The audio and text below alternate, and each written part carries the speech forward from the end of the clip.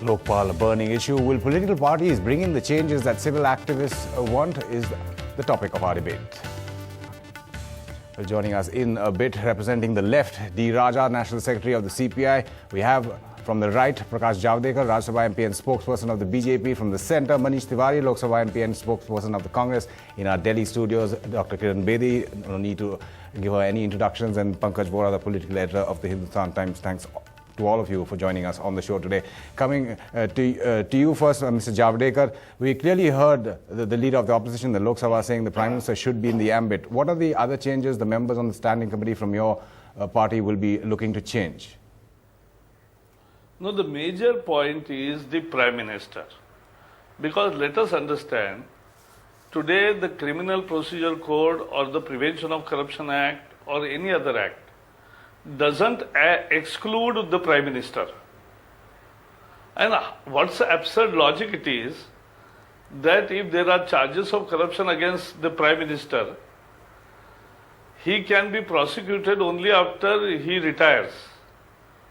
So you will continue with the corrupt Prime Minister if in ultimate analysis is proved corrupt. But there are at least two BJP ruled states. The issue is the Prime Minister. But there are at least two BJP ruled states where the Chief Minister is not within the ambit. No, right now the Karnataka Chief Minister was removed because of Lokayukta report.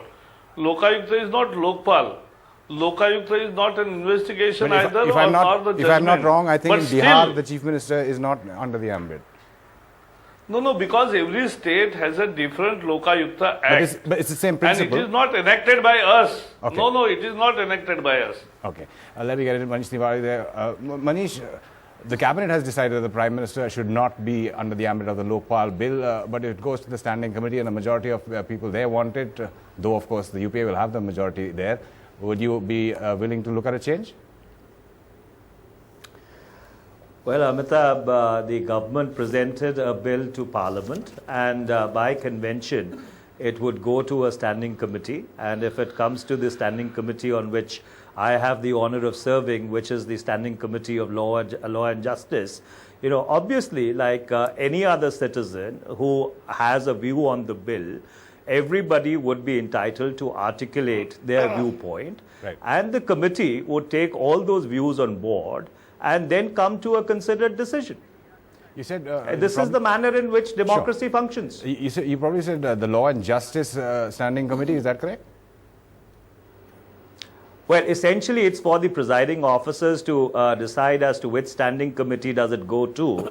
But since the Minister of Personnel had presented the bill and the Standing Committee of Law and Justice does cover personnel also, you know, it is a presumption that I'm making. It might be erroneous. It may go towards another standing committee. But conventionally speaking, you know, that would be a guess which you can sufficiently hazard. So who's the chairperson of the Law and Justice Standing Committee, and what's the membership like in terms of parties?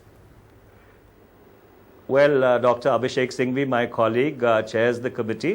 It was earlier chaired by my other colleague, Jayanti Natarajan. And it is represented, it has representation across political parties. It has very eminent jurists like even Mr. Ram Jethmalani, who are represented who represent the BJP on the committee. And I think a host of lawyers who are in Parliament encompassing the entire spectrum of the political pantheon are there on this committee. So it's Dr. Bedi, it's chaired by the Congress of Abhishek Singhvi itself. Of course, they will have a majority there. But that point aside, we heard Arvind Kejriwal saying in that story of Anshul Vora's that your priority is not the Prime Minister. You want all public servants to come under the ambit. That's the voice of the people. If you've seen repeated referendums or preferendums or surveys or opinion polls, or the voice of the people is 95% going in favor of the Jan Lokpal Bill. Look, even today, Times of India is a lead story which is confirming the referendum we conducted in Mr. Kapil Sibal's constituency.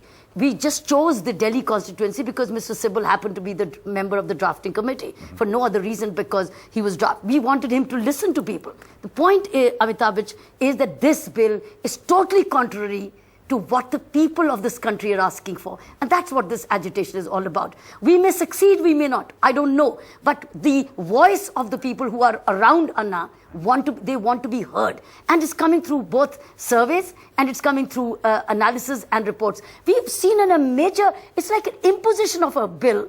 It's like an imposition of a bill contrary to the electorate, which has elected these representatives.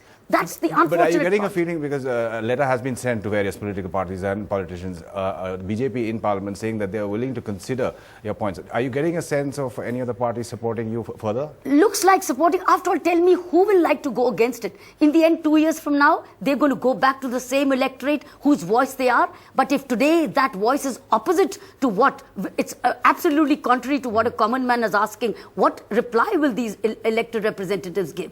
That's the key.